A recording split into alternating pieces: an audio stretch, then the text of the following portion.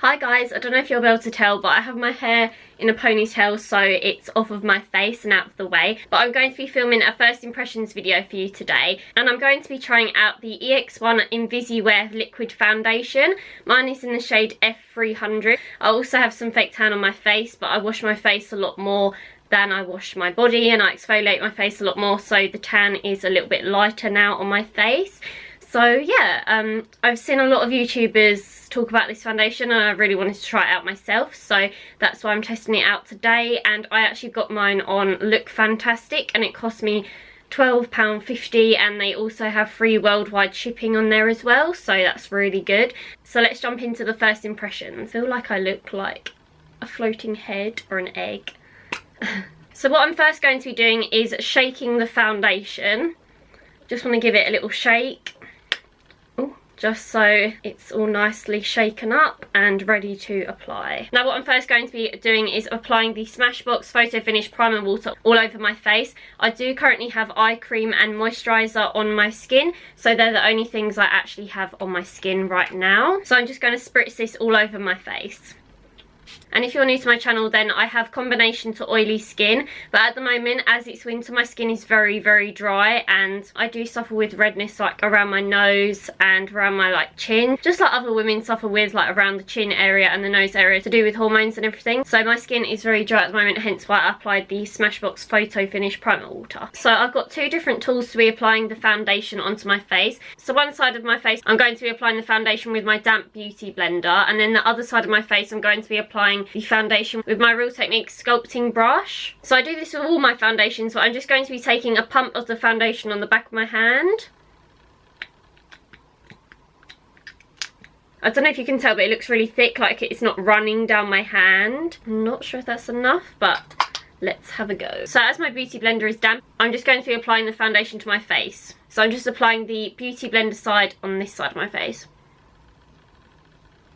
It's a really good colour actually for my fake tan. It matches perfectly. The coverage is amazing. I'm just going to do this side of my face and I'll show you the difference. So I don't know if you'll be able to tell, but look at the difference that has made. Like, this side of my face is really well covered, and the colour is really nice. It's more of a sort of olive undertone to it. So I really like the application that the beauty blender gives. Now I'm going to try with the Real Techniques sculpting brush. So I have used all that foundation on the back of my hand, so now I'm just going to take another pump of it. What I like to do is I like to take the foundation on the back of my hand and then dot it around my face with my finger. Otherwise, if I apply the foundation straight from the brush to my face, then I find the brush picks up a lot of the foundation and then I'm wasting a lot of the product. So once I've dotted it around my face, I then take the brush and start to blend it in downward motions. That way, if you have any sort of peach fuzz or hair on your face, then it's not gonna cling to it and make it obvious. So you always want to brush in downward strokes. That way it won't cling to the hair. I like the application with the brush and the beauty blender, but I find with the brush you get more coverage, whereas with the beauty blender I think it makes it a little bit sort of more natural looking on the skin. But it has amazing coverage and I'm really impressed with it so far, and the colour is amazing, so yeah, I really like it. I'm just going to go over a little bit more over some sort of redder areas on my face. So around here on my chin you can see I have a little blemish, so I'm just going to go back to the back of my hand and apply a little bit more foundation to the areas that need more coverage.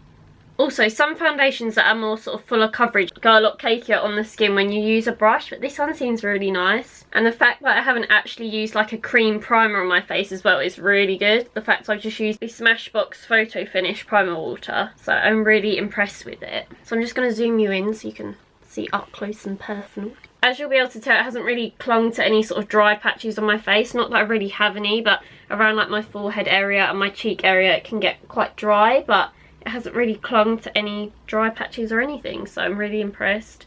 And it doesn't make me look oily. It's not a matte finish, but it's like a demi matte sort of satin finish. It's really nice, looks really nice and healthy, and yeah, I really like it so far. So let's see how it goes when I apply the rest of my makeup on top of it. I'm just also going to take a picture of it as well, so I'll do one with the flash and one without, just so we can see if there's any flashback or anything. Hi guys, so I'm just back to finish off this review video for you of the EX1 Invisiwear liquid foundation. I have to say I absolutely adore this foundation. It's amazing coverage, it's not too heavy on your skin. I would say if you have dry skin, just to moisturize really well, because it can tend to cling to dry patches. So yeah, if you do have dry patches, then moisturize your skin really well the night before or a couple of hours beforehand. If you'd like to know the primer that I've been wearing recently with it, as I have been wearing this for like the past 2 weeks, I want to say. So the primer I've been using is the Nivea Men Sensitive Post Shave Balm.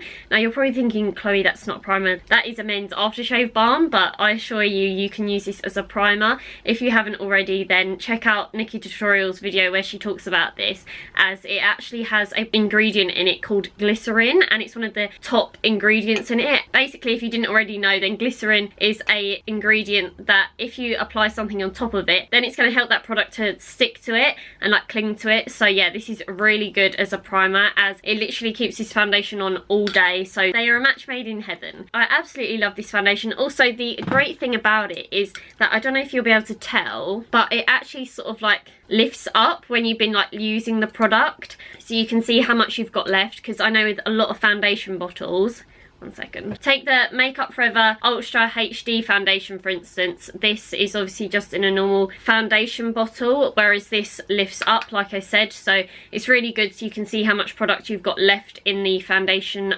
tube. So yeah, I absolutely love this. Again, if you wear sort of fake tan, or if you have more of a sort of olive undertone to your skin, then this is great, as it has more of a sort of olive undertone to it.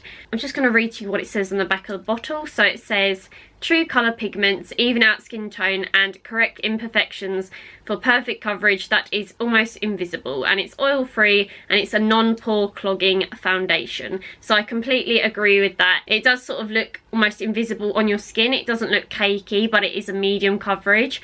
I'd say if you apply this with a beauty blender, it could almost look like that you're not wearing foundation at all, but I like to apply mine with a brush if I want sort of a more heavier coverage. Say like if I have a blemish that I want to cover, then I'll just dab over it to pack on more coverage. If I'm having a good skin day, then I'll just use my beauty blender to apply this. And yeah, so I'm just going to insert a few pictures where I have the flash on and I don't have the flash on, because as you'll be able to tell, this photograph's absolutely beautiful and it doesn't have a flashback to it either. And this cost me £12.50 on Look Fantastic, so it's a bargain if you ask me. So I really hope that you enjoyed this video, guys. Thank you so much for watching, and if you'd like more review videos, then please let me know in the comments down below, and please also let me know of any video requests as well. So yeah, I have nothing else to say. Please ignore the fact I'm in this hoodie. It's because it's freezing at the moment and I actually have 2 hoodies on, so yeah. So please like this video if you liked it, leave any comments below if you found this helpful, or if you think maybe that you're going to pick up the foundation, or yeah. So subscribe to my channel if you haven't already and you'd like to see more upcoming videos from me, and I will see you in my next one. So take care, bye!